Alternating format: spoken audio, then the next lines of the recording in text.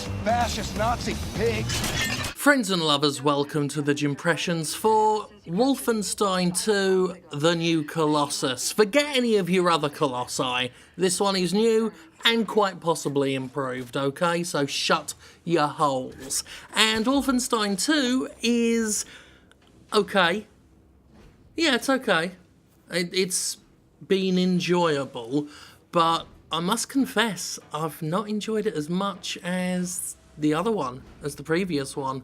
Now, the story beats hit a lot better, and some of the set pieces already have been a lot more memorable even than some of the stuff in the first game, but the gameplay itself, I don't know, something just doesn't quite feel as satisfying, as enjoyable.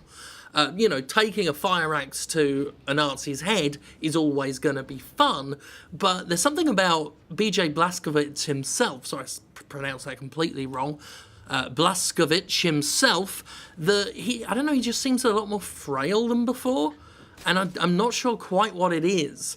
To the point where you can overcharge your health to, 150, 200, whatever, feel pretty strong, then get blindsided by someone you didn't see, and you're gone like that. There's just something about him that, I don't know, he felt like he could hold his own a little bit more in the other one. But maybe it's just me. But that's my read on it so far.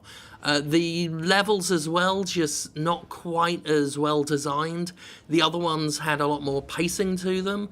These ones are just sort of mostly arenas with a lot of enemies dotted about where you don't really get a good vantage point to see what the hell's going on. There's a train level somewhat early on in the game that I just found atrocious. It was a series of carriages, long corridors with enemies coming in from either side, and again with the main character feeling as vulnerable as he does, it just annoyed the piss out of me, if I'm perfectly honest with you.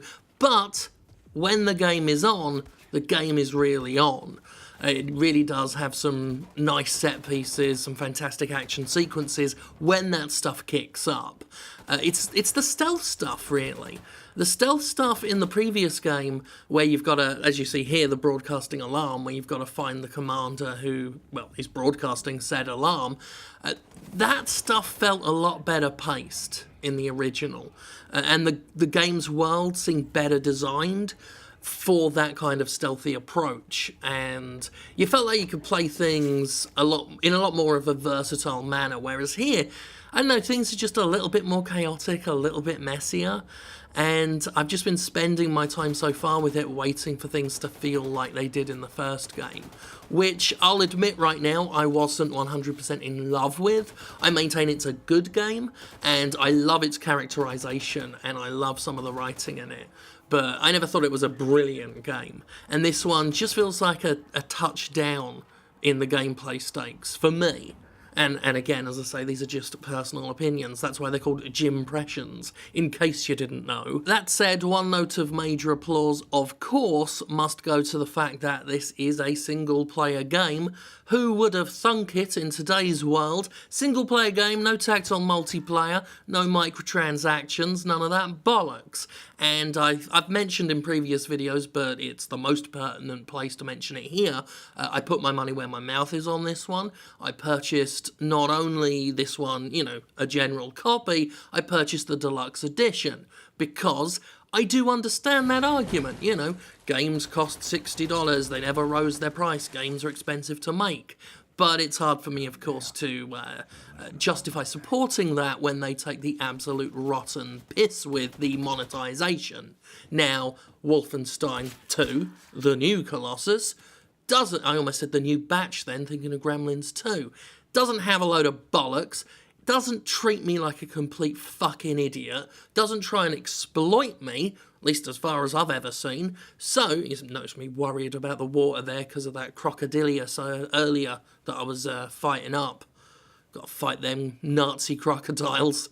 But crocodiles aren't Nazis. I don't want to bring the reputation of crocodiles down. Besides which, we're in America, probably an alligator, which are two distinct species. Now, actually, I can't vouch for alligators. They may very well, goose step as well. It's goose step as best as an alligator. Can you imagine a Nazi alligator, actually? And I'm not talking anthropomorphized. I'm talking full, normal crocodile, alligator shape. That's shaped the same. But trying to goose step, wearing the boots, wearing the little hat, wearing the little Nazi hat that they like to wear. Oh, dear. It put me right off alligators. Back to the game. Aside from those complaints, which may just be completely personal, I may need to just be getting back into the groove of it. I might be a little bit rusty. One issue I have with games is that I need a couple of hours to acclimate to them, because apparently I've got the brain of an old person.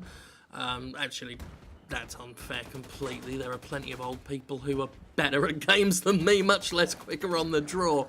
But that aside, a lot of it is more of the same, and I don't mean that in a necessarily bad way. It's more gun-toting, Nazi-killing, shooty-bang-bang stuff. With some sneaking about, of course, and some stabbing in the back. Well, less stabbing, more hatcheting, going at them with a... Well, as Blazkowicz says, there's a lot you can do with a hatchet and a Nazi. Turns out that the scope is more limited than you'd think. It mostly involves just slicing up Nazis, as we saw there. Nazis in hazmat suits in this particular sequence. They're the two most terrifying things combined. The Third Reich and OSHA compliance. I have no idea what I fucking meant by that. Anyway, let's get away from the hazmat Nazis as I hit my microphone. Get away from the hazmat Nazis. Let's sneak around a Nazi base with some proper... I say proper Nazis, sort of quasi-futuristic, but it's in the 60s Nazis. There we are with the hatchet. Like I said, he says there's a lot of things you could do, but I'm mostly just seeing him take the bladed end of the hatchet and put it inside of Nazis, which is brilliant, but, you know, I mean, there are a lot of other things you could do. You could take the handle of it and shove it in the mouth. How about that?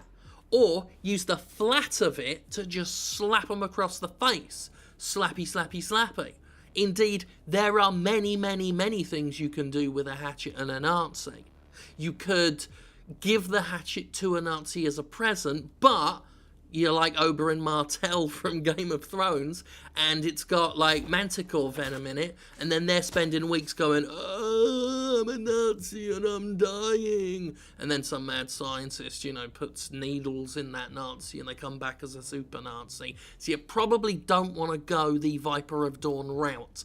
I've just realised if you don't watch Game of Thrones, read Song of Ice and Fire, everything I just said there sounded like complete and utter bollocks. I'm also well aware that if you are familiar with George R.R. Martin's work, everything I just said also sounded like complete and utter bollocks. But anyway, let's deal with the commander and his dog in not the best fashion.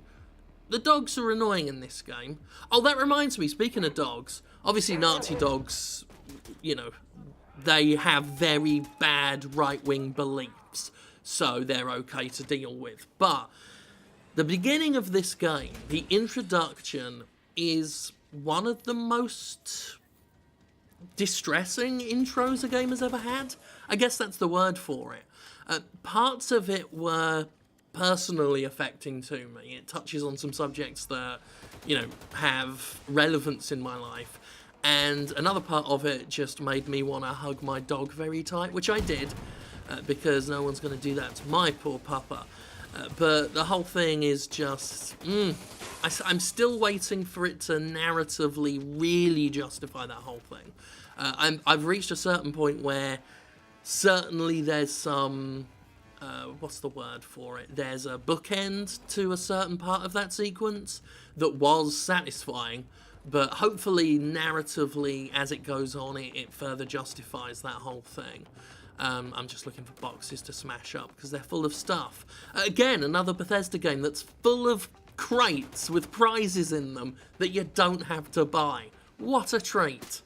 I also noticed there's 2 currencies in Super Mario Odyssey for each world you go on. And again, like for a moment, for a split second, I was like, oh my god, they didn't put microtransactions in Odyssey, they didn't. I've been playing a bit of Odyssey as well. You know what, I've got a few moments left, so I will just say that, contrary to what some Photoshops might say, I'm enjoying it quite a bit. The old Marias.